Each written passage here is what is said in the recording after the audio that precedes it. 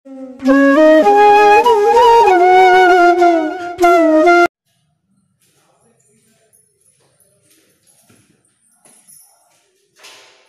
ವಿದ್ಯಾರ್ಥಿಗಳೇ, ನಾವು ಲಾಸ್ಟ್ ಕ್ಲಾಸಲ್ಲಿ ಯಾವುದು ಪರಿಶಿಷ್ಟ ಪಂಗಡಗಳ ಸಮಸ್ಯೆಗಳ ಬಗ್ಗೆ ತಿಳ್ಕೊಂಡಿದ್ವಿ. ಇವತ್ತು ಪರಿಶಿಷ್ಟ ಬುಡಕಟ್ಟುಗಳ ಕಲ್ಯಾಣ ಬುಡಕಟ್ಟುಗಳ ಕಲ್ಯಾಣದ 3 ದೃಷ್ಟಿಕೋನಗಳ ಬಗ್ಗೆ ತಿಳಿತಾ ಹೋಗೋಣ. One by one. First one ಪ್ರತ್ಯೇಕತಾ ನೀತಿ ಇದೆ, ಸೆಕೆಂಡ್ ಸ್ವಾಂಗೀಕರಣ ನೀತಿ, ಥರ್ಡ್ ಐಕ್ಯತಾ ನೀತಿ ಅಂತ 3 ರೀತಿಯಾಗಿರ್ತಕ್ಕಂಥ ದೃಷ್ಟಿಕೋನಗಳನ್ನು ನಾವು ನೋಡ್ತಾ ಹೋಗ್ತೀವಿ. ಇದರಲ್ಲಿ ಯಾಕಪ್ಪ ಅಂದರೆ ಬುಡಕಟ್ಟು ಜನರು ಅನುಭವಿಸಿರ್ತಕ್ಕಂಥ ಹಲವಾರು ರೀತಿಯ ಸಮಸ್ಯೆಗಳು, ಲೇವಾದೇವಿಗಾರರಿಂದ ಸಮಸ್ಯೆ ಇರ್ಬೋದು, ಲೇವಾದೇವಿಗಾರರ ಸಮಸ್ಯೆ, ಆರೋಗ್ಯ ಸಮಸ್ಯೆ, ಶೈಕ್ಷಣಿಕ ಸಮಸ್ಯೆಗಳು ಮತ್ತು ಅರಣ್ಯ ಕಾರ್ಯಾಚರಣೆಯಲ್ಲಿ ಅವ್ರ ಮೇಲೆ ಆಗ್ತಿರ್ತಕ್ಕಂಥ ಶೋಷಣೆಗಳ ಬಗ್ಗೆ ಒನ್ ಬೈ ಒನ್ ತಿಳಿತಾ ಹೋಗಿದ್ವಿ. ಬಟ್ ಇವತ್ತೇನಾಗ್ತಾ ಇದೆ, ಇವತ್ತು ಈ 3 ನೀತಿಗಳ ಬಗ್ಗೆ ಅಥವಾ ದೃಷ್ಟಿಕೋನಗಳ ಬಗ್ಗೆ ತಿಳಿತಾ ಹೋಗೋಣ. ಇದನ್ನ ಬುಡಕಟ್ಟು ಜನರ ಸಮಸ್ಯೆಗಳನ್ನು ಏನು ಮಾಡಿದ್ದಾರೆ, 3 ರೀತಿಯಾಗಿರ್ತಕ್ಕಂಥ ನೀತಿಗಳನ್ನಾಗಿ ಮಾಡಿದ್ದಾರೆ. ಪ್ರತ್ಯೇಕತಾ ನೀತಿ, ಸ್ವಾಂಗೀಕರಣ ನೀತಿ ಮತ್ತು ಐಕ್ಯತಾ ನೀತಿ ಅಂತ 3 ರೀತಿಯಾಗಿರ್ತಕ್ಕಂಥ ನೀತಿಗಳನ್ನು ನಾವು ನೋಡ್ತಾ ಹೋಗ್ಬೋದು. ಈ ಒಂದೊಂದು ನೀತಿಗಳನ್ನು ಒಬ್ಬೊಬ್ಬರು ಏನು ಮಾಡಿದ್ದಾರೆ, ಪ್ರತಿಪಾದಿಸಿದ್ದಾರೆ ಅಥವಾ ಅಥವಾ ಸಮಸ್ಯೆಗಳ ಬಗ್ಗೆ ಒಬ್ಬೊಬ್ಬರು ಏನಾಗಿದ್ದಾರೆ ಆ ಡೀಟೇಲ್ಸ್ಗಳನ್ನು ಹೇಳ್ತಾ ಹೋಗಿದ್ದಾರೆ. ಹೌದಾ? ಫಸ್ಟ್ ಒನ್ ಪ್ರತ್ಯೇಕತಾ ನೀತಿ. ಈ ಪ್ರತ್ಯೇಕತಾ ಅನ್ನೋದು ಈ ದೃಷ್ಟಿಕೋನವನ್ನು ಬುಡಕಟ್ಟು ಜನರು ಪ್ರಮುಖ ವಾಹಿನಿಯಿಂದ ಪ್ರತ್ಯೇಕವಾಗಿರಬೇಕು ಅಂತ ಪ್ರತಿಪಾದಿಸುತ್ತೆ. ಪ್ರತ್ಯೇಕತಾ ನೀತಿ ಅಂದರೆ ಸಮಾಜದ ಮುಖ್ಯವಾಹಿನಿಗೆ ಬರೋ ಪ್ರಯತ್ನ ಏನಾದರೂ ಅವ್ರು ಇತ್ತಪ್ಪ ಅಂದರೆ ಅವರನ್ನು ಸಮಾಜದ ಮುಖ್ಯವಾಹಿನಿಯಿಂದ ದೂರ ಇಡಬೇಕು ಅಂತ JH ಹಟ್ಟನವರು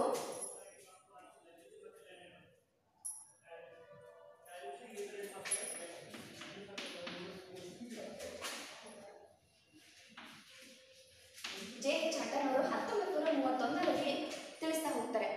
ಅಂದರೆ ಏನಾಗ್ತಾ ಇದೆ, ಅವರನ್ನು ಪ್ರತ್ಯೇಕವಾಗಿಡಬೇಕು, ಸಮಾಜದ ಮುಖ್ಯವಾಹಿನಿಗೆ ಬರದೇ ಇರೋ ರೀತಿಯಲ್ಲಿ ಅವ್ರಿಗೆ ಆಗಿರ್ತಕ್ಕಂಥ ಅಂದರೆ ಯಾಕಪ್ಪ ಅಂದರೆ ಅವರು ಪ್ರತ್ಯೇಕವಾಗಿರ್ತಕ್ಕಂಥ ಸಂಸ್ಕೃತಿಯನ್ನು ಹೊಂದಿದ್ದಾರೆ, ಪ್ರತ್ಯೇಕವಾಗಿರ್ತಕ್ಕಂಥ ಅವ್ರದ್ದೇ ಆಗಿರ್ತಕ್ಕಂಥ ಆಚಾರ ವಿಚಾರಗಳಿದ್ದಾವೆ. ಅವುಗಳಿಂದ ಏನಾಗ್ತಾ ಇದೆ, ಅವರನ್ನು ಬೇರೆ ಇಡಬೇಕು, ಪ್ರತ್ಯೇಕವಾಗಿಡಬೇಕು. ಯಾಕಪ್ಪ ಅಂದರೆ ಅವ್ರಿಗೆ ಸಿಗಬೇಕಾಗಿರ್ತಕ್ಕಂಥ ಹಲವಾರು ರೀತಿಯ ಯೋಜನೆಗಳೇನಿದ್ದಾವೆ, ಸೌಲಭ್ಯಗಳೇನಿದ್ದಾವೆ, ಅವು ಪ್ರತ್ಯೇಕವಾಗಿ ಅವ್ರಿಗೆ ಸಿಗಬೇಕು ಅನ್ನೋ ಒಂದು ಉದ್ದೇಶಕ್ಕೋಸ್ಕರ ಈ ಪ್ರತ್ಯೇಕತಾ ನೀತಿಯನ್ನು JH ಹಟ್ಟನವರು 1991ರಲ್ಲಿ ಪ್ರತಿಪಾದಿಸ್ತಾ ಹೋಗ್ತಾರೆ. ಅಂದರೆ ಅವರನ್ನ ಪ್ರಮುಖ ವಾಹಿನಿಯಿಂದ ಪ್ರತ್ಯೇಕವಾಗಿಸುವಂತೆ ಪ್ರತಿಪಾದಿಸ್ತಾ ಹೋಗ್ತಾರೆ. 1931ರ ಜನಗಣತಿಯ ಪ್ರಕಾರ 1931ರ ಜನಗಣತಿಯ ಪ್ರಕಾರ ಹೇಳ್ತಾ ಹೋಗ್ತಾರೆ. ಇದನ್ನ 1931ರ ಜನಗಣತಿಯ ಆಯುಕ್ತರಾಗಿರ್ತಕ್ಕಂಥ JH ಹಟ್ಟನವರು ಏನು ಮಾಡ್ತಾ ಹೋಗ್ತಾರೆ, ಯಾವುದು ಬುಡಕಟ್ಟು ಸಮೂಹವು ಅನ್ಯ ಸಂಸ್ಕೃತಿಯ ಪ್ರಭಾವಕ್ಕೆ ಒಳಗಾಗಿರುವುದನ್ನು ತಪ್ಪಿಸೋದಕ್ಕೋಸ್ಕರ, ಅಂದರೆ ಅದಕ್ಕೆ ಹೇಳ್ತಾ ಇದ್ದೀನಿ, ಅವ್ರದ್ದೇ ಆಗಿರ್ತಕ್ಕಂಥ ಸಪ್ರೇಟ್ ಸಂಸ್ಕೃತಿ ಇದೆ, ಆಚಾರ ವಿಚಾರಗಳಿದ್ದಾವೆ, ಪದ್ಧತಿಗಳಿದ್ದಾವೆ. ಅವುಗಳಿಂದ ಏನಾಗ್ತಾ ಇದೆ, ಆ ಸಂಸ್ಕೃತಿಗೆ ಬೇರೆಯವರ ಸಂಸ್ಕೃತಿಯ ಪ್ರಭಾವಕ್ಕೆ ಅವರು ಒಳಗಾಗುವುದನ್ನು ತಪ್ಪಿಸಬೇಕು, ಅವರ ಸಂಸ್ಕೃತಿಯಲ್ಲೇ ಭಾಗವಹಿಸುವಂತೆ ಮಾಡಬೇಕು ಅನ್ನೋ ಒಂದು ಉದ್ದೇಶಕ್ಕೋಸ್ಕರ ಏನು ಮಾಡ್ತಾ ಬಂದರು, ಅವರಿಗಾಗಿಯೇ ಸ್ವಯಂ ಆಡಳಿತ ಪ್ರದೇಶಗಳನ್ನು ನಿರ್ಮಿಸಬೇಕು ಅಂತ ಕೂಡ ಹೇಳ್ತಾ ಹೋಗ್ತಾರೆ. ಅಂದರೆ ನೋಡ್ರಿ, ಅವರಿಗಾಗಿ JH ಹಟ್ಟನವರು ಅವರ ಸಂಸ್ಕೃತಿ ಸಪ್ರೇಟ್ ಆಗಿದೆ, ಅದಕ್ಕೋಸ್ಕರ ಅವರ ಸಂಸ್ಕೃತಿಯ ಅಂದರೆ ಬೇರೆಯವರ ಸಂಸ್ಕೃತಿ ಪ್ರಭಾವಕ್ಕೆ ಒಳಗಾಗದೇ ಇರುವಾಗೆ ಅದನ್ನು ತಪ್ಪಿಸ್ಬೇಕು, ಮತ್ತು ಅವ್ರದೇ ಆಗಿರ್ತಕ್ಕಂಥ ಒಂದು ಸ್ವಯಂ ಆಡಳಿತ ಪ್ರದೇಶವನ್ನು ನಿರ್ಮಾಣ ಮಾಡಬೇಕು ಅಂತ JH ಹಟ್ಟನವರು ತಿಳಿಸ್ತಾ ಹೋಗ್ತಾರೆ. ಹಾಗೆ ಈ ರೀತಿಯಾಗಿರ್ತಕ್ಕಂಥ ಸಲಹೆಯನ್ನು JH ಹಟ್ಟನವರು ನೀಡ್ತಾರೆ. ನೆಕ್ಸ್ಟು ಯಾರು ವೇರಿಯರ್ ಎಲ್ವಿನ್ ಅನ್ನೋರು ಕೂಡ JH ಹಟ್ಟನವರಾದರೂ ಈಗ ವೇರಿಯರ್ ಎಲ್ವಿನ್ ಅಂತ ಬರ್ತಾರೆ.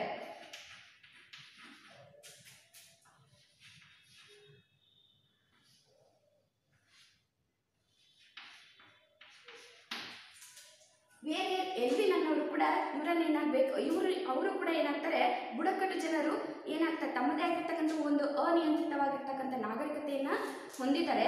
ಅದಕ್ಕೋಸ್ಕರ ನಾಗರಿಕತೆಯ ಅವಸರದ ಪ್ರಕ್ರಿಯೆಗೆ ಬಲಿಪಶುಗಳಾಗದಂತೆ ಇವರನ್ನು ಅವರಿಗಾಗಿಯೇ ರಾಷ್ಟ್ರೀಯ ಉದ್ಯಾನವನಗಳನ್ನು ನಿರ್ಮಿಸಬೇಕು ಅಂತ ಸಲಹೆಯನ್ನು ಕೊಡ್ತಾ ಹೋಗ್ತಾರೆ. ಇವ್ರು ಏನು ಮಾಡ್ತಪ್ಪ ಅಂದರೆ ಅವ್ರದ್ದೇ ಆಗಿರ್ತಕ್ಕಂಥ ಸ್ವಯಂ ಆಡಳಿತ ಪ್ರದೇಶಗಳನ್ನು ನಿರ್ಮಾಣ ಮಾಡಿ ಅವ್ರಿಗೆ ಕೊಡ್ರಿ ಅಂತ, ಅದರಲ್ಲಿ ಅವ್ರಿಗೆ ಇರೋದಕ್ಕೆ ಹೇಳ್ರಿ ಅಂತ ಹೇಳಿದ್ರೆ, ವೇರಿಯರ್ ಎಲ್ವಿನ್ ಅನ್ನೋರು ಅವ್ರದ್ದೇ ಆಗಿರ್ತಕ್ಕಂಥ ರಾಷ್ಟ್ರೀಯ ಉದ್ಯಾನವನಗಳನ್ನು ನಿರ್ಮಾಣ ಮಾಡಿ ಅವರಿಗೆ ಅಲ್ಲಿ ವಾಸ ಮಾಡೋದಕ್ಕೆ ಕೊಡ್ರಿ, ಅವರನ್ನು ಸಮಾಜದ ಮುಖ್ಯವಾಹಿನಿಗೆ ಬರೋದನ್ನ ತಡೆ ಹಿಡಿಬೇಕು ಅನ್ನೋ ಒಂದು ಪ್ರತಿಪಾದನೆಯನ್ನ ಜೆ.ಎಚ್. ಹಟನ್ ಮತ್ತು ವೇರಿಯರ್ ಎಲ್ವಿನ್ ಅವರು ತಿಳಿಸ್ತಾ ಹೋಗ್ತಾರೆ.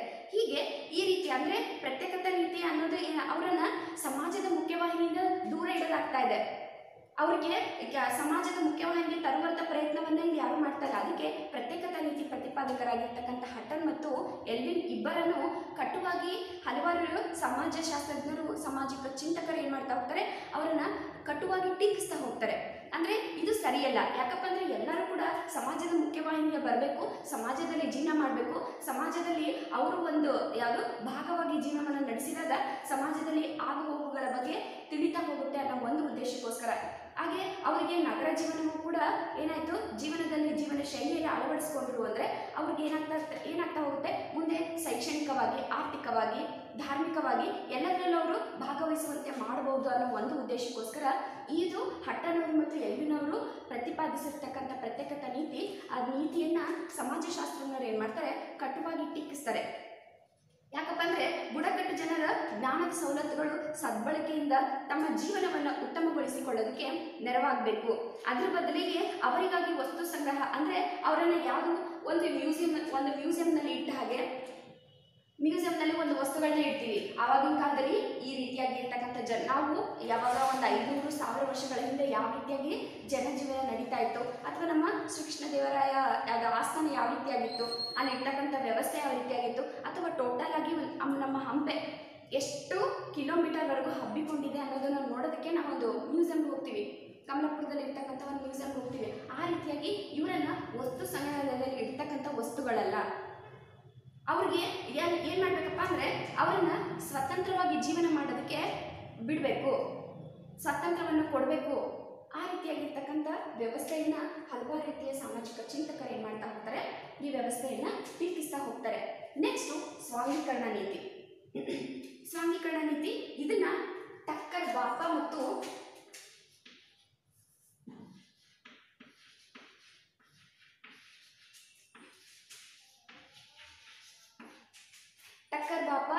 ಜೆ.ಎಸ್. ಗುರ್ರೆ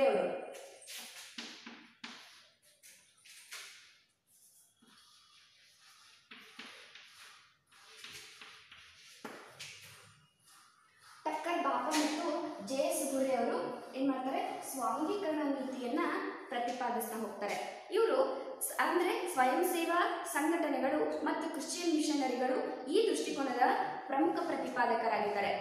ಟಕ್ಕರ್ ಬಾಪಾ ಮತ್ತು ಜೆ.ಎಸ್. ಗುರ್ರೆ ಅವರು ಅಷ್ಟೇ ಅಲ್ಲದೆ ಸ್ವಯಂ ಸೇವಾ ಸಂಘಟನೆಗಳು ಮತ್ತು ಕ್ರಿಶ್ಚಿಯನ್ನರ ಮಿಷನರಿಗಳು ಅಂದರೆ ಅವ್ರದ್ದೇ ಆಗಿರ್ತಕ್ಕಂಥ ತತ್ವಾದರ್ಶಗಳಿರ್ಬೋದು, ಅವರ ಆಚರಣೆಗಳಿರ್ಬೋದು, ಅವುಗಳೇನಾಗಿದ್ದಾವೆ ಈ ದೃಷ್ಟಿಕೋನವನ್ನು ಅಂದರೆ ಸ್ವಾಂಗೀಕರಣ ದೃಷ್ಟಿಕೋನವನ್ನು ಪ್ರತಿಪಾದಿಸ್ತಾ ಹೋಗ್ತಾರೆ ಅಂತ ಹೇಳ್ತಾ ಇದ್ದಾರೆ. ಯಾಕಪ್ಪ ಅಂತಂದರೆ ಅವರನ್ನು ಮತಾಂತರ ಮಾಡುವುದರ ಮೂಲಕ ಏನು ಮಾಡ್ಬೋದು, ಸಮಾಜದ ಮುಖ್ಯವಾಹಿನಿಗೆ ತರಬಹುದು. ಅವರು ಅನುಭವಿಸ್ತಿರ್ತಕ್ಕಂಥ ಶೈಕ್ಷಣಿಕ ಸಮಸ್ಯೆ ಇರ್ಬೋದು, ಈ ಲೇವಾದೇವಿ ಸಮಸ್ಯೆಗಳಿರ್ಬೋದು, ಹೌದಾ, ಅರಣ್ಯ ಕಾರ್ಯಾಚರಣೆಯಲ್ಲಿ ಅವ್ರ ಮೇಲೆ ಆಗ್ತಿರ್ತಕ್ಕಂಥ ಶೋಷಣೆಯನ್ನು ತಪ್ಪಿಸೋದಕ್ಕೆ ಇರ್ಬೋದು, ಆರೋಗ್ಯದ ಸಮಸ್ಯೆಗಳಿಂದ ಇರ್ಬೋದು, ಈ ಸಮಸ್ಯೆಗಳಿಂದ ಅವರನ್ನು ಏನು ಮಾಡ್ಬೋದು, ಮುಕ್ತರನ್ನಾಗಿ ಮಾಡ್ಬೋದು ಅನ್ನೋ ಒಂದು ಉದ್ದೇಶಕ್ಕೋಸ್ಕರ ಏನು ಮಾಡಿದ್ರು, ಸ್ವಾಂಗೀಕರಣ ನೀತಿಯನ್ನು ಪ್ರತಿಪಾದಿಸ್ತಾ ಹೋಗ್ತಾರೆ. ಯಾರು, ಟಕ್ಕರ್ ಬಾಪಾ ಮತ್ತು ಜೆ.ಎಸ್. ಗುರ್ರೆ ಅವರು ಸ್ವಾಂಗೀಕರಣ ನೀತಿಯನ್ನು ಪ್ರತಿಪಾದಿಸ್ತಾರೆ. ಮತ್ತು ಕ್ರಿಶ್ಚಿಯನ್ ಮಿಷನರಿಗಳು ಕೂಡ ಇದಕ್ಕೆ ಸಾಥನ್ನು ಕೊಡ್ತವೆ ಅಂತ ಹೇಳ್ಬೋದು. ಬುಡಕಟ್ಟು ಸಮೂಹಗಳು ಕ್ರೈಸ್ತ ಮತ್ತು ಹಿಂದೂ ಧರ್ಮಕ್ಕೆ ಸ್ವಾಂಗೀಕರಣಗೊಳ್ಳಬೇಕು ಎನ್ನುವ ಒಂದು ನೀತಿಯ ಪ್ರಮುಖ ಅಂಶವಾಗಿದೆ.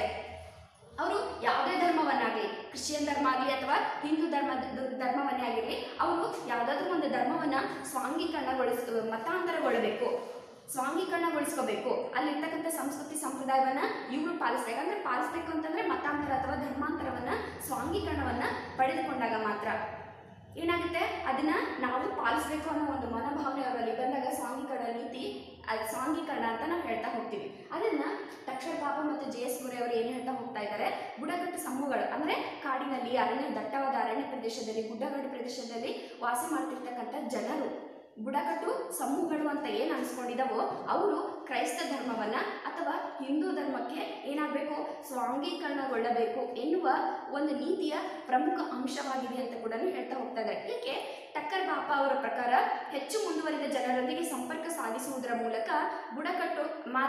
ಬುಡಕಟ್ಟು ಜನರ ಸಮಸ್ಯೆಗಳಿಗೆ ಪರಿಹಾರ ದೊರೆಯಬಹುದು ಅಂತ ಕೂಡ ಹೇಳ್ತಾ ಹೋಗ್ತಾರೆ.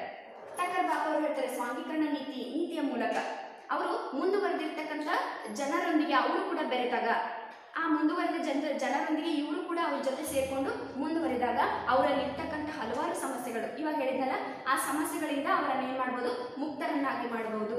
ಆ ಸಮಸ್ಯೆಗಳಿಗೆ ಪರಿಹಾರವನ್ನ ತಮಗೆ ತಾವೇ ಕಂಡುಕೊಳ್ತಾರೆ. ಅಂದ್ರೆ ಯಾವ್ದು ಮುಖ್ಯ ವಿಷಯ ಏನಪ್ಪಾ ಅಂತಂದ್ರೆ ಅವ್ರ ಮೇಲೆ ಆಗ್ತಿರ್ತಕ್ಕಂಥ ಈ ಶೋಷಣೆಯಿಂದ, ಈ ಸಮಸ್ಯೆಯಿಂದ ಅವರನ್ನ ಹೊರಗಡೆ ತರಬೇಕು. ಅದು ಹೇಗಪ್ಪ ಅಂದ್ರೆ ಅವರಿಗೆ ಶಿಕ್ಷಣವನ್ನು ಕೊಟ್ಟಾಗ, ಅವರು ಆರೋಗ್ಯವಂತರಾದಾಗ, ಮತ್ತು ಅವ್ರ ಮೇಲೆ ನಡೀತಿರ್ತಕ್ಕಂಥ ದೌರ್ಜನ್ಯ ಮತ್ತು ಶೋಷಣೆಯನ್ನ ಅವರು ಪ್ರಜ್ಞೆಗೆ ಬಂದಾಗ, ಅವರ ಅರಿವಿಗೆ ಬಂದಾಗ ಏನಾಗುತ್ತೆ, ಅದನ್ನ ತಡಿತಕ್ಕಂಥ ಕೆಲಸ ಆಗುತ್ತೆ. ಆವಾಗ ಅಲ್ಲಿರ್ತಕ್ಕಂಥ ಸಮಸ್ಯೆಗಳನ್ನ ಅವರಾಗೆ ಏನು ಮಾಡ್ಬೋದು, ಖುದ್ದು ನಿಂತ್ಕೊಂಡು ಪರಿಹಾರವನ್ನ ಕಂಡುಕೋಬಹುದು.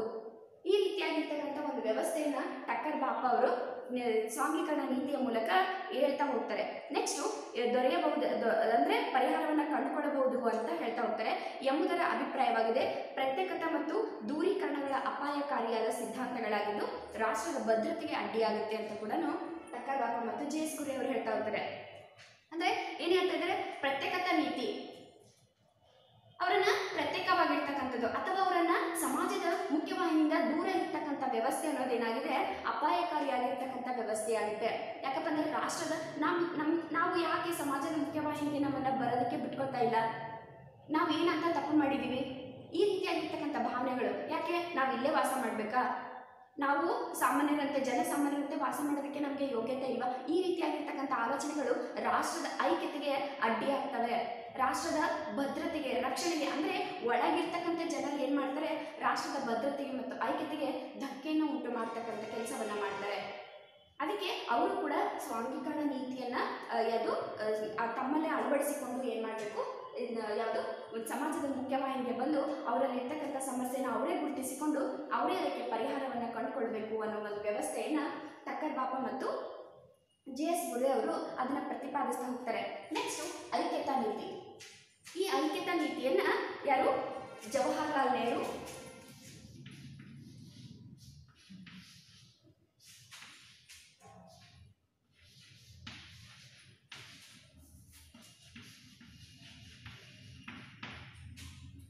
ಎಂ.ಎನ್. ಶ್ರೀನಿವಾಸ್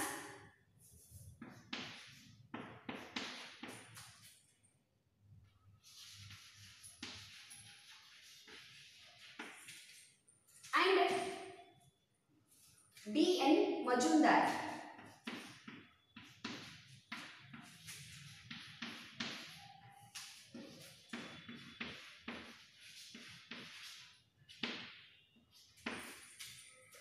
ಓಕೆ, ಈ ಐಕ್ಯತಾ ನೀತಿಯ ಪ್ರತಿಪಾದಕರು ಜವಾಹರ್ಲಾಲ್ ನೆಹರು, ಎಂ.ಎನ್. ಶ್ರೀನಿವಾಸ್ ಮತ್ತು ಡಿ.ಎನ್. ಮಜುಂದಾರ್ ಅವರಾಗಿದ್ದಾರೆ. ಇಲ್ಲಿ ಏನು ಹೇಳ್ತಾರಪ್ಪ ಅಂದರೆ, ಮುಂದುವರಿದ ಸಮಾಜದ ಲಾಭವನ್ನು ಪಡೆದುಕೊಂಡು ತಮ್ಮ ಪ್ರತ್ಯೇಕತಾ ಅನ್ಯೋನ್ಯತೆಯನ್ನು ಉಳಿಸಿಕೊಳ್ಳುವುದು ಐಕ್ಯತಾ ನೀತಿಯಾಗಿದೆ ಅಂತ ಹೇಳ್ತಾ ಹೋಗ್ತಾ ಇದ್ದಾರೆ. ನೋಡ್ರಿ, ಐಕ್ಯತಾ ನೀತಿ ಅಂದ್ರೆ ಏನಪ್ಪ, ಅಥವಾ ಐಕ್ಯತಾ ನೀತಿಯ ಯಾಕೆ ಅದನ್ನು ಪ್ರತಿಪಾದಿಸಿದ್ರು, ಈ ಮೂವರನ್ನು ಯಾಕೆ ಪ್ರತಿಪಾದಿಸಿದ್ರು ಅಂತಂದ್ರೆ, ಮುಂದುವರಿದ ಅಂದ್ರೆ ಸ್ವಾಂಗೀಕರಣ ನೀತಿಯ ಮೂಲಕ ಮುಂದುವರೆದ ಜನಾಂಗದವರ ಜೊತೆ ಇವರು ಕೂಡ ಸೇರ್ಕೊಂಡು ಮುಂದುವರಿಬೇಕು ಅಂತ ಸ್ವಾಂಗೀಕರಣ ನೀತಿಯಲ್ಲಿ ಹೇಳಿದ್ರು. ಬಟ್ ಈ ಐಕ್ಯತಾ ನೀತಿಯಲ್ಲಿ ಹೇಳ್ತಾ ಇದ್ದಾರೆ, ಮುಂದುವರೆದ ಜನಾಂಗದವರ ಜೊತೆ ಇವರು ಸೇರ್ಕೊಂಡು ಮುಂದುವರಿಯೋದಷ್ಟೇ ಅಲ್ಲದೆ, ಅಥವಾ ಅವರಿಂದ ಲಾಭವನ್ನು ಪಡೆದುಕೊಳ್ಳೋದಷ್ಟೇ ಅಲ್ಲದೆ, ತಮ್ಮದೇ ಆಗಿರ್ತಕ್ಕಂಥ ಸಂಸ್ಕೃತಿ ಅಂದ್ರೆ ಪ್ರತ್ಯೇಕತೆಯನ್ನ, ಅಂದ್ರೆ ಆ ಸಂಸ್ಕೃತಿಯನ್ನ ಅವರೇ ಉಳಿಸ್ಕೊಂಡು, ಅಂದ್ರೆ ಇವಾಗ ಸಮಾಜದ ಮುಖ್ಯವಾಗಿ ಬಂದಿದ್ದೀವಿ ಅಂದ್ರೆ ಅವರು ವಂಶ ಪಾರಂಪರ್ಯವಾಗಿ ಹಾಕಿಕೊಂಡು ಬಂದಿರತಕ್ಕಂಥ ಸಂಪ್ರದಾಯ ಸಂಸ್ಕೃತಿಯನ್ನ ಬಿಡೋದಕ್ಕೆ ಸಾಧ್ಯವಿಲ್ಲ. ಅದಕ್ಕಾಗಿ ತಮ್ಮದೇ ಆಗಿರ್ತಕ್ಕಂಥ ಸಂಸ್ಕೃತಿ ಏನಿದೆ ಅದನ್ನ ಉಳಿಸ್ಕೋಬೇಕು. ಅವರಲ್ಲಿ ಆ ಅನ್ಯೋನ್ಯತೆ ಅನ್ನೋದು ಏನಿದೆನೋ ಅವರಲ್ಲೇ ಉಳಿಸಿಕೊಳ್ಳುವ ಯಾವುದು ಪ್ರಕ್ರಿಯೆಯನ್ನ ಐಕ್ಯತಾ ನೀತಿ ಅಂತ ಹೇಳ್ತೀವಿ ಅಂತ ಜವಾಹರ್ಲಾಲ್ ನೆಹರು ಮತ್ತು ಎಂ.ಎನ್. ಶ್ರೀನಿವಾಸ್ ಹಾಗೂ ಡಿ.ಎನ್. ಮಜುಂದಾರ್ ಅವರು ಹೇಳ್ತಾ ಹೋಗ್ತಾರೆ. ನೋಡ್ರಿ, ಈ ರೀತಿಯಾಗಿರ್ತಕ್ಕಂಥ ಒಂದು ವ್ಯವಸ್ಥೆಯನ್ನ ಪ್ರತಿಪಾದಿಸ್ತಾ ಹೋಗ್ತಾರೆ. ಈ ನೀತಿಯು ಭಾರತದ ಬುಡಕಟ್ಟು ಸಮೂಹಗಳು ಮತ್ತು ಬುಡಕಟ್ಟೇತರ ಸಮೂಹಗಳ ನಡುವಿನ ರಚನಾತ್ಮಕ ಹೊಂದಾಣಿಕೆಯನ್ನು ತರುವ ಉದ್ದೇಶವನ್ನು ಹೊಂದಿದೆ ಅಂತ ಹೇಳ್ತಾ ಇದ್ದಾರೆ. ನೋಡ್ರಿ, ಅಂದ್ರೆ ಭಾರತದಲ್ಲಿ ಏನಾಗ್ತಾ ಇದೆ, ಬುಡಕಟ್ಟು ಸಮೂಹಗಳಿರ್ಬೋದು ಮತ್ತು ಬುಡಕಟ್ಟೇತರ ಸಮೂಹಗಳಿರ್ಬೋದು. ಬುಡಕಟ್ಟುಗಳಲ್ಲಿ ವಾಸ ಮಾಡ್ತಿರ್ತಕ್ಕಂಥವ್ರು ಅಥವಾ ಬುಡಕಟ್ಟನ್ನು ಹೊರತುಪಡಿಸಿ ಸಮಾಜದ ಮುಖ್ಯವಾಹಿನಿಯಲ್ಲಿ ವಾಸ ಮಾಡ್ತಿರ್ತಕ್ಕಂಥ ಜನರಾಗಿರ್ಬೋದು, ಈ ಜನರೆಲ್ಲ ಸೇರ್ಕೊಂಡು ಏನು ಮಾಡ್ಬೋದು, ಒಂದು ಹೊಂದಾಣಿಕೆಯ ಮೂಲಕ ಅವರು ಅವ್ರ ಜೀವನವನ್ನ ಮುಂದುವರಿಸಬಹುದು ಅಂತ ಹೇಳ್ತಾ ಹೋಗ್ತಾ ಇದ್ದಾರೆ. ಇದಿಷ್ಟು ಏನು ಐಕ್ಯತಾ ನೀತಿ ಆಗಿದೆ ಅಂತ ಹೇಳ್ಬೋದು. ಅದನ್ನು ಪ್ರತಿಪಾದಿಸ್ತಕ್ಕಂಥವರು ಜವಾಹರ್ಲಾಲ್ ನೆಹರು, ಎಂ.ಎನ್. ಶ್ರೀನಿವಾಸ್ ಮತ್ತು ಡಿ.ಎನ್. ಮಜುಂದಾರ್ ಅವರು ತಿಳಿಸ್ತಾ ಹೋಗ್ತಾರೆ. ಇವು ಬುಡಕಟ್ಟು ಕಲ್ಯಾಣದ 3 ದೃಷ್ಟಿಕೋನಗಳು ಅಂತ ತಿಳ್ಕೊಬೋದು. ನೆಕ್ಸ್ಟು ಪಂಚಶೀಲ ತತ್ವಗಳು ಅಂತ ಬರ್ತವೆ.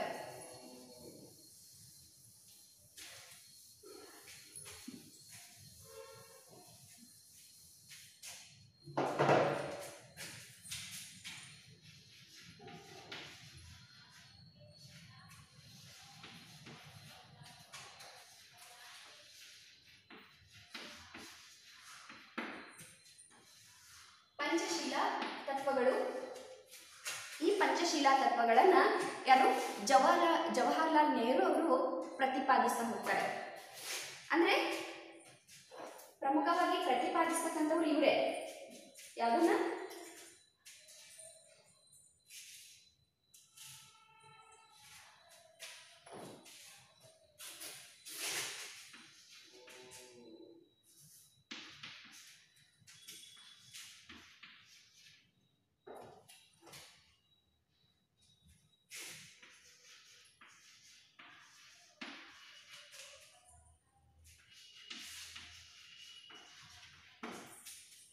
ನೋಡಿ, ಪಂಚಶೀಲ ತತ್ವಗಳನ್ನು ಜವಾಹರ್ಲಾಲ್ ನೆಹರು ಅವರು ಪ್ರತಿಪಾದಿಸ್ತಾ ಹೋಗ್ತಾರೆ. ಯಾಕೆ ಹೇಗಪ್ಪ ಅಂತಂದರೆ ಅದನ್ನು ಹೇಳ್ತಾ ಹೋಗ್ತೀನಿ. ವೇರಿಯರ್ ಎಲ್ವಿನ್ ಅನ್ನೋರು, ನಾನು ಹೇಳಿದ್ದೆ ಪ್ರತ್ಯೇಕತಾ ನೀತಿಯಲ್ಲಿ ಜೆ ಚಟ್ಟನ್ ಮತ್ತು ವೇರಿಯರ್ ಎಲ್ವಿನ್ ಅನ್ನೋರು ಇಬ್ಬರು ಸಮಾಜ ಚಿಂತಕರು. ಅವರು ಅದರಲ್ಲಿ ವೇರಿಯರ್ ಎಲ್ವಿನ್ ಅನ್ನೋರು ದಿ ಫಿಲಾಸಫಿ ಆಫ್ ನೇಫಾ ಅನ್ನೋ ಒಂದು ಕೃತಿಯನ್ನು ರಚನೆ ಮಾಡ್ತಾರೆ. The philosophy of NEFA.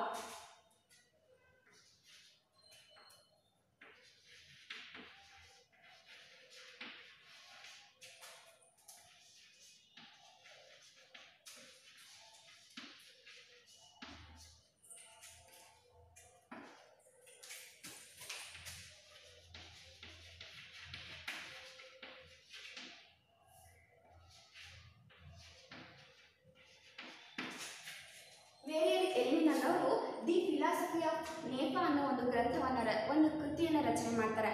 ಆ ಕೃತಿಯನ್ನು ಜವಾಹರ್ಲಾಲ್ ನೆಹರು ಅವರಿಗೆ ಕೊಡ್ತಾರೆ. ಅದಕ್ಕೆ ಒಂದು ಮುನ್ನುಡಿಯನ್ನು ಬರೆದು ಕೊಡಿ ಅಂತ ವೇರಿಯರ್ ಎಲ್ವಿನ್ ಅವರು ಜವಾಹರ್ಲಾಲ್ ನೆಹರು ಅವರಿಗೆ ಆ ಕೃತಿಯನ್ನು ಕೊಡ್ತಾರೆ. ಆ ಕೃತಿಗೆ ಮುನ್ನುಡಿಯನ್ನು ಬರೆಯುವಾಗ ಈ ಪಂಚಶೀಲ ತತ್ವಗಳನ್ನು ಪ್ರತಿಪಾದಿಸ್ತಾ ಹೋಗ್ತಾರೆ. ಯಾರು?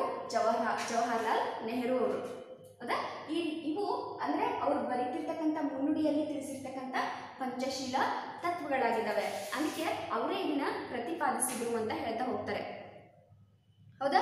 ಹೀಗೆ ಇವುಗಳು ಏನಾಗ್ತಾ ಹೋಗ್ತಾ ಇದ್ದಾವೆ ಅಂದರೆ ಅವುಗಳು ಮುಂದೆ ಅವುಗಳ ಪಂಚಶೀಲ ತತ್ವಗಳಾಗಿಯೇ ಬುಡಕಟ್ಟು ಜನರಿಗೆ ನೀಡಿರ್ತಕ್ಕಂಥ ಒಂದು ದೊಡ್ಡ ವ್ಯವಸ್ಥೆ ಅಂತ ಕೂಡ ಇವು ಹೆಸರುವಾಸಿ ಆಗ್ತಾ ಹೋಗ್ತವೆ. ಇಲ್ಲಿ ಆ ಪಂಚಶೀಲ ತತ್ವಗಳು ಏನು ಅಂತ ಹೇಳ್ತಾ ಹೋಗ್ತಾರೆ. ಇದು ತುಂಬಾ ಇಂಪಾರ್ಟೆಂಟ್ ಆಗಿರ್ತಕ್ಕಂಥ ಕ್ವಶನ್, 5 ಮಾರ್ಕ್ಸಿಗೆ ಬರ್ತಕ್ಕಂಥ ಕ್ವಶನ್. ಹೌದಾ? ಪಂಚಶೀಲ ತತ್ವಗಳನ್ನು ವಿವರಿಸಿ ಅಂತ ಕೊಡ್ತಾರೆ ನಿಮಗೆ. ಆ ಟೈಮಲ್ಲಿ ಇವನ್ನ ಬರಿಬೇಕಾಗುತ್ತೆ. ಓಕೆನಾ?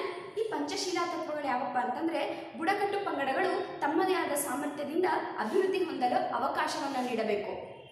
ನೋಡ್ರಿ, ಬುಡಕಟ್ಟು ಜನರ ಮೇಲೆ ಯಾವುದೇ ರೀತಿಯಾಗಿರ್ತಕ್ಕಂಥ ಒತ್ತಡವನ್ನು ಹೇರುವ ಹಾಗಿಲ್ಲ. ಹೌದಾ? ಅವ್ರನ್ನ ಸ್ವತಂತ್ರವಾಗಿ ತಮ್ಮದೇ ಆಗಿರ್ತಕ್ಕಂಥ ಸಾಮರ್ಥ್ಯದಿಂದ, ತಮ್ಮದೇ ಆಗಿರ್ತಕ್ಕಂಥ ಶಕ್ತಿಯಿಂದ, ತಮ್ಮದೇ ಆಗಿರ್ತಕ್ಕಂಥ ಬುದ್ಧಿವಂತಿಕೆಯಿಂದ ಏನಾಗಬೇಕು, ಅವರು ಅಭಿವೃದ್ಧಿ ಹೊಂದಲು ಅವಕಾಶವನ್ನು ಕಲ್ಪಿಸಿಕೊಡ್ಬೇಕು. ಅವಕಾಶವನ್ನು ಕಲ್ಪಿಸಿಕೊಡೋದಷ್ಟೇ ಅಲ್ಲದೆ ಅವರ ಮೇಲೆ ಬಲವಂತವಾಗಿ ಏನನ್ನು ಕೂಡ ಹೇರೋದಕ್ಕೆ ಹೋಗಬಾರ್ದು. ಅಂದ್ರೆ ಒತ್ತಡವಾಗಿ ಏನನ್ನು ಹೇರಬಾರ್ದು ಅಂತ ಹೇಳ್ತಾ ಹೋಗ್ತಾರೆ. ಅವರ ಸಾಂಪ್ರದಾಯಿಕ ಕಲೆ ಮತ್ತು ಸಂಸ್ಕೃತಿಯನ್ನ ಎಲ್ಲ ವಿಧದಲ್ಲೂ ಪ್ರೋತ್ಸಾಹಿಸಬೇಕು. ಸಾಮಾಜಿಕವಾಗಿ, ರಾಜಕೀಯವಾಗಿ, ಧಾರ್ಮಿಕವಾಗಿ, ಅದು ಎಲ್ಲ ರೀತಿಯ ಆರ್ಥಿಕವಾಗಿ ಅವರ ಕಲೆ ಮತ್ತು ಸಂಸ್ಕೃತಿ ಏನಿದೆಯೋ ಅದನ್ನ ಎಲ್ಲ ವಿಧದಲ್ಲೂ ಪ್ರೋತ್ಸಾಹಿಸುವಂಥ ಕೆಲಸವನ್ನ ಮಾಡಬೇಕು. ಅವ್ರ ಮೇಲೆ ಯಾವುದೇ ರೀತಿಯಾಗಿರ್ತಕ್ಕಂಥ ಒತ್ತಡವನ್ನು ಹಾಕಬಾರ್ದು. ಸ್ವ ಸಾಮರ್ಥ್ಯದಿಂದ ಅವರಲ್ಲಿ ಏನು ಸಾಮರ್ಥ್ಯ ಇದೆಯೋ ಆ ಸಾಮರ್ಥ್ಯದ ಮೂಲಕನೇ ಅವ್ರು ಏನಾಗಬೇಕು, ಅದು ಅಭಿವೃದ್ಧಿಯನ್ನು ಹೊಂದುವಂಥ ಅವಕಾಶಗಳನ್ನು ಕಲ್ಪಿಸಿಕೊಡ್ಬೇಕು ಅಂತ ಒಂದನೇದಾಗಿ ಹೇಳ್ತಾ ಹೋಗ್ತಾರೆ.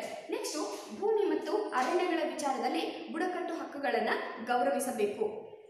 ಅವರು ಎಷ್ಟು ಭೂಮಿಯನ್ನು ಹೊಂದಿದಾರೋ ಮತ್ತು ಅವ್ರದ್ದೇ ಅಂದರೆ ಅರಣ್ಯಗಳಲ್ಲಿ ಅವ್ರದ್ದೇ ಆಗಿರ್ತಕ್ಕಂಥ ಒಂದು ನಿರ್ದಿಷ್ಟ ಪ್ರದೇಶಗಳನ್ನಾಗಿ ಮಾಡ್ಕೊಂಡಿರ್ತಾರೆ. ಆ ನಿರ್ದಿಷ್ಟ ಪ್ರದೇಶಗಳಿಗೆ ಅಂದರೆ ಆ ವಿಚಾರದಲ್ಲಿ ಅವರು ಹೊಂದಿರತಕ್ಕಂಥ ಭೂಮಿ ಆಗಿರಲಿ, ಅವರು ಹೊಂದಿರತಕ್ಕಂಥ ಆಸ್ತಿಗಳಾಗಿರಲಿ, ಅದರಲ್ಲಿ ಯಾವುದೇ ವಿಚಾರದಲ್ಲಿ ಆಗಲಿ ಅವರ ಹಕ್ಕುಗಳನ್ನು ಗೌರವಿಸುವಂಥ ಕೆಲಸವನ್ನು ಮಾಡಬೇಕು ಅಂತ ಈ ಪಂಚಶೀಲ ತತ್ವದಲ್ಲಿ ಎರಡನೇ ವಿಷಯವಾಗಿ ತಿಳಿಸ್ತಾ ಹೋಗ್ತಾರೆ. ನೆಕ್ಸ್ಟು ಬುಡಕಟ್ಟು ಪ್ರದೇಶಗಳ ಆಡಳಿತ ಅಭಿವೃದ್ಧಿಗಳಿಗೆ ಸಂಬಂಧಿಸಿದಂತೆ ಅವರಿಗೆ ತರಬೇತಿ ನೀಡಿ ಅವರದೇ ತಂಡವನ್ನು ಕಟ್ಟಬೇಕು. ಅಂದರೆ ಏನಾಗ್ತದೆ, ಬುಡಕಟ್ಟು ಪ್ರದೇಶಗಳ ಆಡಳಿತಗಳನ್ನು ಅಂದರೆ ಅಭಿವೃದ್ಧಿ, ಅವ್ರಿಗೆ ತಮ್ಮ ಸಾಮರ್ಥ್ಯದ ಮೇಲೆ ಅಭಿವೃದ್ಧಿ ಒಂದು ಕೆಲಸವನ್ನು ಅಥವಾ ಅವಕಾಶವನ್ನು ನೀಡ್ತೀವಿ.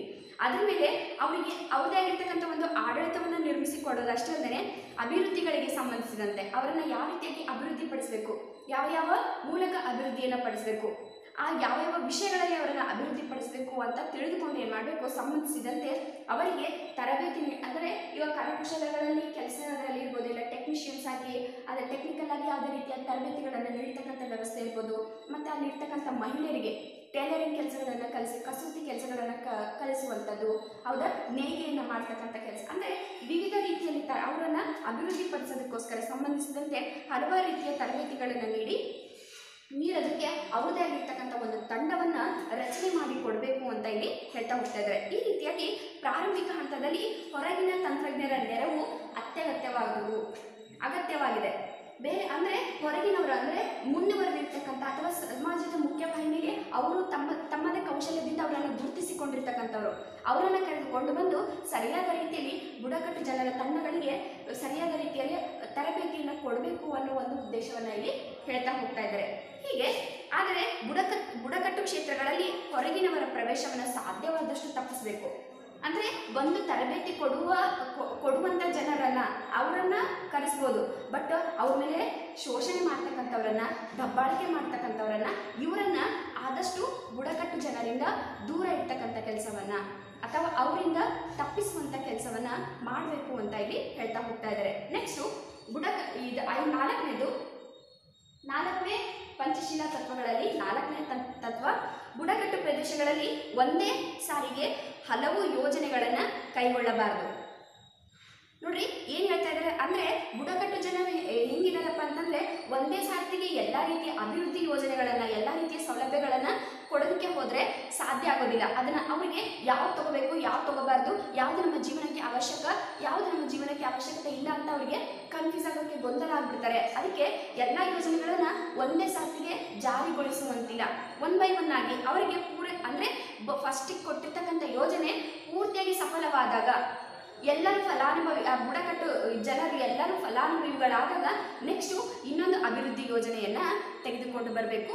ಅದು ಅವರಿಗೆ ಪೂರಕವಾಗಿ ಕೆಲಸ ಬೇಕಲ್ಲದೆ ಅವರ ಸಾಮಾಜಿಕ ಮತ್ತು ಸಾಂಸ್ಕೃತಿಕ ಸಂಸ್ಥೆಗಳಿಗೆ ಪ್ರತಿಸ್ಪರ್ಧಿಯಾಗಿ ಕೆಲಸ ಮಾಡೋದಕ್ಕೆ ಹೋಗಬಾರ್ದು.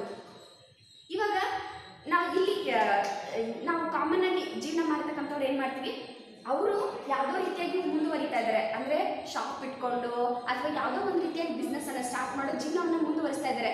ಅದಕ್ಕೆ ನಾವು ಕಾಂಪಿಟೇಷನ್ ಕೊಡೋದಕ್ಕೆ ಹೋಗ್ತೀವಿ. ನಾವು ಕೂಡ ಏನಾದರೂ ಮಾಡಿ ನಮ್ಮ ಜೀವನವನ್ನು ಕೂಡ ಮುಂದುವರಿಸಬೇಕು, ಅಭಿವೃದ್ಧಿ ಹೊಂದುವಂತೆ ನಾವು ಮಾಡಬೇಕು.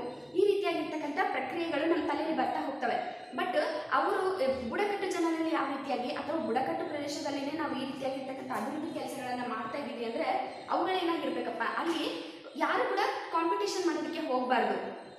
ಆ ರೀತಿಯಾಗಿ ಅದನ್ನು ಪ್ರತಿಸ್ಪರ್ಧಿಯಾಗಿ ಕೆಲಸವನ್ನು ನಿರ್ವಹಿಸುವಂತೆ ಮಾಡಬಾರ್ದು ಅಂತ ಇಲ್ಲಿ ಆ ತತ್ವವನ್ನು ಕೂಡ ವ್ಯಕ್ತಪಡಿಸ್ತಾ ಹೋಗ್ತಾರೆ. ಹಾಗೆ ಲಾಸ್ಟ್ನೇದು ಐದನೇ ಪಂಚಶೀಲ ತತ್ವಗಳಲ್ಲಿ ಐದನೇದು ಏನಪ್ಪ ಅಂತಂದರೆ, ಬುಡಕಟ್ಟುಗಳ ಕಲ್ಯಾಣ ಸಾಧನೆಯನ್ನು ಅವರ ವ್ಯಕ್ತಿತ್ವದ ಪ್ರಗತಿಯ ಮೂಲಕ ಗುರುತಿಸಬೇಕೇ ವಿನಃ ಅವರಿಗಾಗಿ ಖರ್ಚು ಮಾಡಿದ ಹಣದಿಂದ ಅಲ್ಲ. ಅಂದರೆ ನೋಡಿ, ಬುಡಕಟ್ಟು ಕಲ್ಯಾಣದ ಸಾಧನೆಗಳನ್ನು ಏನಪ್ಪ, ಅವರ ವ್ಯಕ್ತಿತ್ವ, ಅವರ ನಡವಳಿಕೆ, ಅವರ ನಡತೆಯ ಮೇಲೆ ಗುರುತಿಸಬೇಕೇ ಹೊರತು ಅವ್ರ ಮೇಲೆ ಮಾಡತಕ್ಕಂಥ ಹಣದ ಖರ್ಚಿನಿಂದ ನಾನು ನಿಮ್ಮ ಮೇಲೆ ಇಷ್ಟು ಹಣವನ್ನು ಖರ್ಚು ಮಾಡಿದ್ದೀನಿ, ಅದರಿಂದ ನಿನ್ನ ಸಾಧನೆ ಇಷ್ಟಿದೆ, ನೀನು ಈ ರೀತಿಯಾಗಿ ಸಾಧನೆ ಮಾಡಬೇಕು ಅಂತ ಒತ್ತಡವನ್ನು ಹೇರುವಂತಿಲ್ಲ. ಒಂದು ವೇಳೆ ಅವ್ರ ಮೇಲೆ ಹಣ ಖರ್ಚು ಮಾಡಿದಂಥ ಆ ಸಾಧನೆಯನ್ನು ಗುರುತಿಸುವಂತಿಲ್ಲ. ಅವರ ವ್ಯಕ್ತಿತ್ವ, ನಡವಳಿಕೆ, ಯಾವುದು ನಡತೆ ಮೇಲೆ ಏನು ಮಾಡಬೇಕು, ಅವರ ಸಾಧನೆಯನ್ನು ಗುರುತಿಸಬೇಕು. ನೋಡಿ, ಜವಾಹರಲಾಲ್ ನೆಹರು ಅವರು ಯಾವ ರೀತಿಯಾಗಿ ಯೋಚನೆ ಮಾಡ್ತಾರೆ, ಬುಡಕಟ್ಟು ಜನರನ್ನ ಮುಖ್ಯವಾಹಿನಿಗೆ ತರಬೇಕು ಅಥವಾ ಅವ್ರದೇ ಆಗಿರ್ತಕ್ಕಂಥ ಒಂದು ಅವ್ರದೇ ಆಗಿರ್ತಕ್ಕಂಥ ಒಂದು ಪ್ರಪಂಚವನ್ನು ನಿರ್ಮಾಣ ಮಾಡಿಕೊಡ್ಬೇಕು. ಆ ಪ್ರಪಂಚದಲ್ಲಿ ಎಲ್ಲ ರೀತಿಯಾಗಿರ್ತಕ್ಕಂಥ ಸೌಲಭ್ಯಗಳು ಸಿಗಬೇಕು. ಆ ಸೌಲಭ್ಯಗಳು ಒನ್ ಬೈ ಒನ್ ಆಗಿ ಬರಬೇಕು. ಅವ್ರಿಗೆ ಅವರಿಗೆ ಗೊಂದಲ ಸೃಷ್ಟಿಯಾಗ್ತಕ್ಕಂಥ ಯೋಜನೆಗಳಲ್ಲಿ ಜಾರಿಗೆ ತರುವಂತಾಗಬಾರ್ದು. ಹಾಗೆ ಅದಕ್ಕೆ ಜವಾಹರಲಾಲ್ ನೆಹರು ಅವರು ಯೋಚನೆ ಮಾಡಿರ್ತಕ್ಕಂಥ ರೀತಿ ಏನಾಗಿದೆ, ಅವುಗಳೇ ಪಂಚಶೀಲ ತತ್ವಗಳಾಗಿ ಯಾವುದು ಅವುಗಳನ್ನು ತಿಳಿಸ್ತಾ ಹೋಗ್ತವೆ. ಅಂದರೆ ಅವರಿಗೆ ಯಾವ ರೀತಿಯಾಗಿ ಅಭಿವೃದ್ಧಿ ಹೊಂದೋದಕ್ಕೆ ಕಾರ್ಯಗಳನ್ನು ಯೋಜನೆಗಳನ್ನು ಹಾಕಿಕೊಳ್ಬೇಕು, ಆ ಯೋಜನೆಗಳು ಎಷ್ಟು ಮಟ್ಟಿಗೆ ಅವರಿಗೆ ರೀಚ್ ಆಗಿದ್ದಾವೆ ಅನ್ನೋದು ತಿಳ್ಕೊಬೇಕು. ಅಂದರೆ ಫಾಲೋ ಅಪ್ ಮಾಡ್ತಕ್ಕಂಥ ಕೆಲಸವನ್ನು ಮಾಡಬೇಕು. ಈ ರೀತಿಯಾಗಿರ್ತಕ್ಕಂಥದ್ದನ್ನು ನಾವಿಲ್ಲಿ ಕಾಣಬಹುದು ಅಂತ ಹೇಳ್ತಾ ಹೋಗ್ತಾ ಇದ್ದಾರೆ. ನೆಕ್ಸ್ಟು ಇಲ್ಲಿ ಇತರೆ ಹಿಂದುಳಿದ ವರ್ಗಗಳು ಅಂತ ಇದೆ. ಇತರೆ ಹಿಂದುಳಿದ ವರ್ಗಗಳು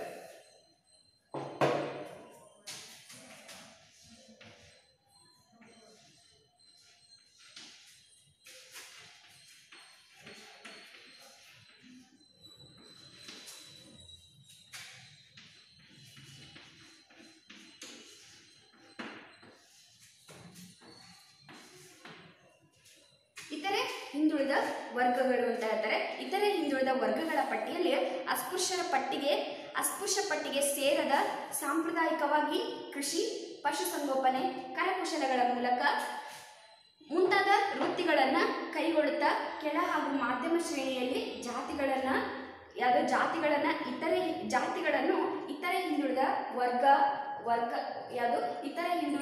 ವರ್ಗದ ಜೊತೆ ಎಂದು ಕರೆಯುತ್ತೇವೆ ಅಂತ ಹಿಂದುಳಿದ ವರ್ಗಗಳು ಎಂದು ಕರಿತೇವೆ ಅಂತ ತಿಳ್ಕೊಬೋದು. ನೋಡ್ರಿ, ಈ ಹಿಂದುಳಿದ ವರ್ಗಗಳು ಅಂದರೆ ಯಾವಪ್ಪ ಅಂದರೆ ಅಸ್ಪೃಶ್ಯರ ಪಟ್ಟಿಗೆ ಸೇರದೇ ಇರ್ತಕ್ಕಂಥವ್ರು ಮತ್ತು ತೀರಾ ಉನ್ನತ ಜಾತಿಗೆ ಸೇರದೇ ಇರ್ತಕ್ಕಂಥವ್ರು.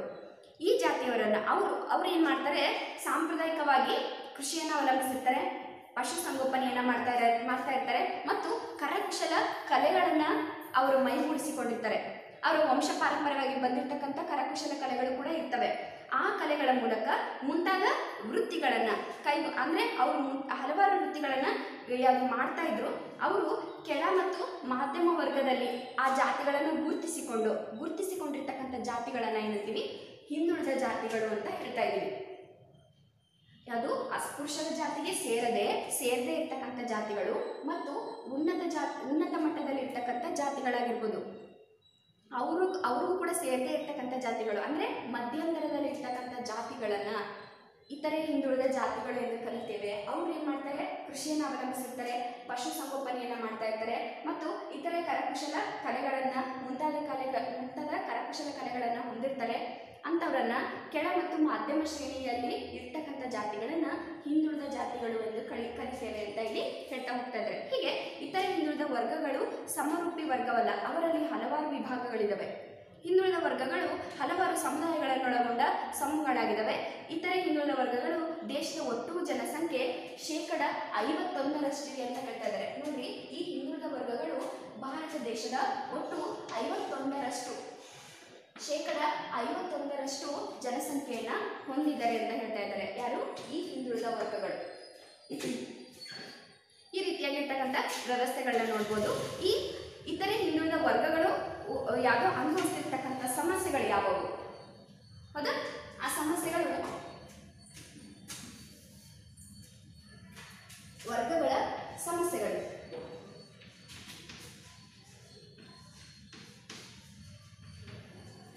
ಇತರೆ ಹಿಂದುಳಿದ ವರ್ಗಗಳ ಸಮಸ್ಯೆಗಳು ಅಂತ ಇಲ್ಲಿ ಹೇಳ್ತಾ ಹೋಗ್ತಾ ಇದ್ದಾರೆ. ಇದರಲ್ಲಿ ಫಸ್ಟ್ ಒನ್, ಹಿಂದುಳಿದ ವರ್ಗಗಳು ಅನಿಶ್ಚಿತವಾದ, ಅಮೂರ್ತವಾದ ಮತ್ತು ಅಸಂಘಟಿತವಾದ ಸಮೂಹಗಳಾಗಿದ್ದಾವೆ.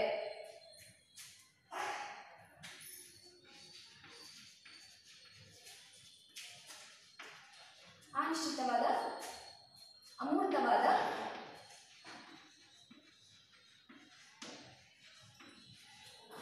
ಮತ್ತು ಅಸಂಘಟಿತವಾದ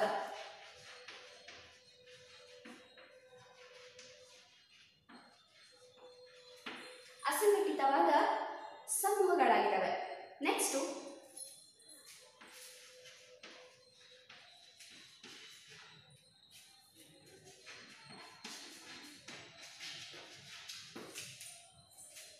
ಸಮೂಹಗಳಾಗಿದ್ದಾವೆ. ನೆಕ್ಸ್ಟು ಸೆಕೆಂಡ್ ಒನ್, ಆರ್ಥಿಕವಾಗಿ ಹಿಂದುಳಿದಿರುವಿಕೆ.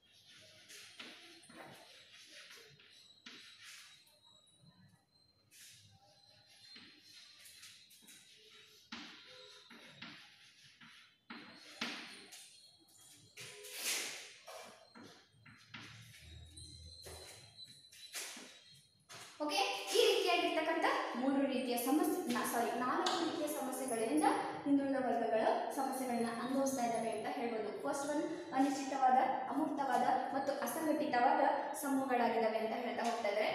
ಸೆಕೆಂಡ್ ಒನ್ ಆರ್ಥಿಕವಾಗಿ ಹಿಂದುಳಿದಿರುವಿಕೆ. ಥರ್ಡ್ ಪಾಯಿಂಟ್ ಶೈಕ್ಷಣಿಕ ಹಾಗೂ ಸಾಮಾಜಿಕ ಹಿಂದುಳಿದಿರುವಿಕೆ. ಲಾಸ್ಟ್ ಪಾಯಿಂಟ್ ರಾಜಕೀಯವಾಗಿ ಅಸಂಘಟಿತವಾದವು, ಅಸಂಘಟಿತರು ಅಂತ ಕೂಡ ಇದೆ. ಹೀಗೆ ಒಟ್ಟು ಎಷ್ಟು 4 ರೀತಿಯಲ್ಲಿ ಸಮಸ್ಯೆಗಳನ್ನ ಅನುಭವಿಸ್ತಾ ಇದ್ದಾರೆ ಇವರು. ಇದರಲ್ಲಿ ಫಸ್ಟ್ ಒನ್ ಹಿಂದುಳಿದ ವರ್ಗಗಳು ಅನಿಶ್ಚಿತವಾದವು, ಅಮೂರ್ತವಾದವು ಮತ್ತು ಅಸಂಘಟಿತ ಸಮೂಹಗಳಾಗಿದ್ದಾವೆ. ಇದರಲ್ಲಿ ಭಾರತ ಸರ್ಕಾರವು ಮೊದಲ ಹಿಂದುಳಿದ ವರ್ಗಗಳ ಆಯೋಗವನ್ನು ಕಾಕಾ ಸಾಹೇಬ್ ಕಾಲೇಲ್ಕರ್ ಅವರ ಅಧ್ಯಕ್ಷತೆಯಲ್ಲಿ 1953ರಲ್ಲಿ ಏನು ಮಾಡ್ತಾ ಹೋಗ್ತಾರೆ ನೋಡ್ರಿ. 1953ರಲ್ಲಿ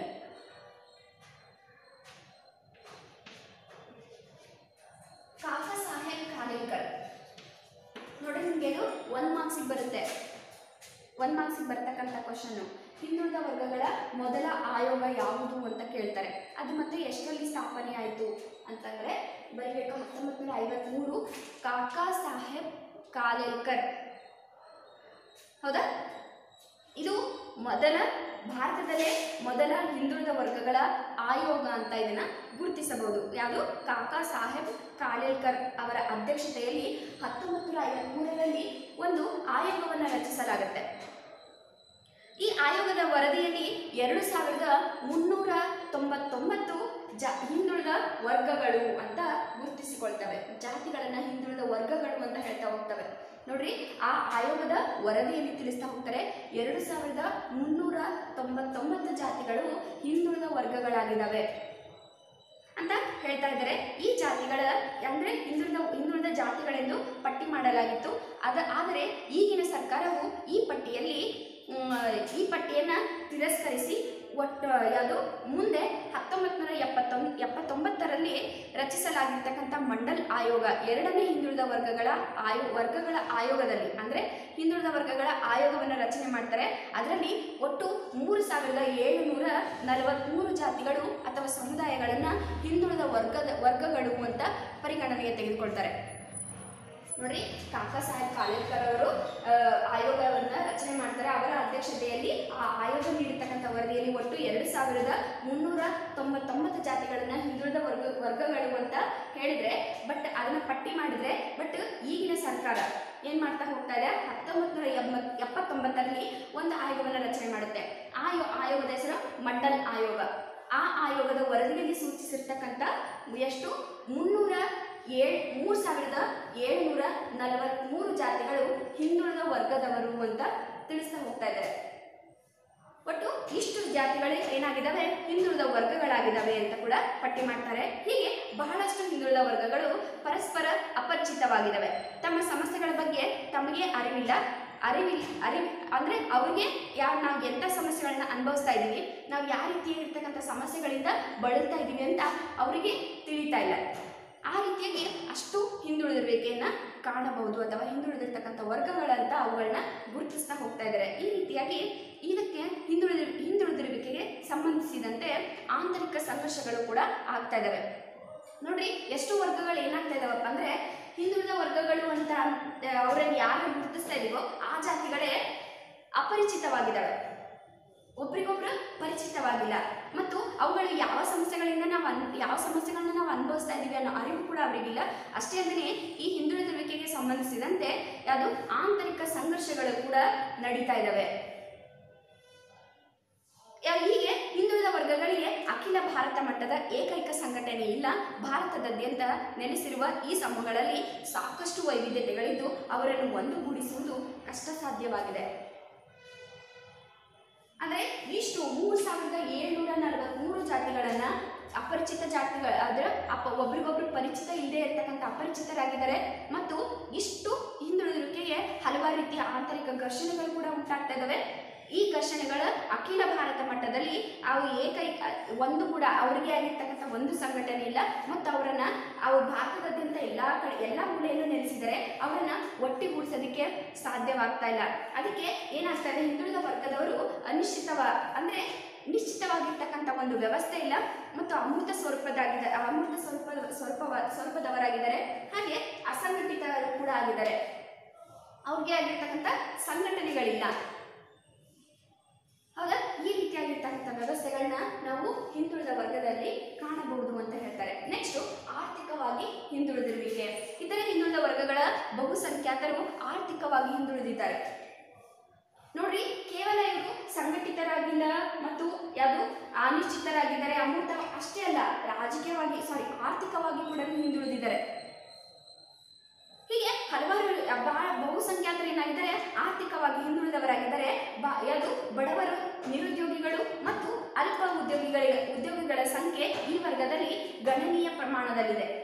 ಅಂದ್ರೆ ಬಡವರು ಕೂಡ ಕಂಡು ಬರ್ತಾ ಇದ್ದಾರೆ, ನಿರುದ್ಯೋಗಿಗಳು ಕೂಡ ಕಂಡು ಬರ್ತಾ ಇದ್ದಾರೆ. ಅಲ್ಪ ಪ್ರಮಾಣದಲ್ಲಿ ಉದ್ಯೋಗವನ್ನು ಮಾಡ್ತಿರ್ತಕ್ಕಂಥ ವ್ಯಕ್ತಿಗಳು ಅಥವಾ ಜನರು ಈ ವರ್ಗಗಳಲ್ಲಿ ಕಂಡು ಬರ್ತಾ ಇದ್ದಾರೆ. ಸ್ವಲ್ಪ ಪ್ರಮಾಣದಲ್ಲಿ ಕಂಡು ಬರ್ತಾ ಇದ್ದಾರೆ. ಕೆಲವರು ಸ್ವಯಂ ಉದ್ಯೋಗಿಗಳಾಗಿದ್ದಾರೆ. ಬಹಳಷ್ಟು ಜನರು ಅತಿ ಕಡಿಮೆ ವೇತನಕ್ಕೆ ದುಡಿತಾ ಇದ್ದಾರೆ.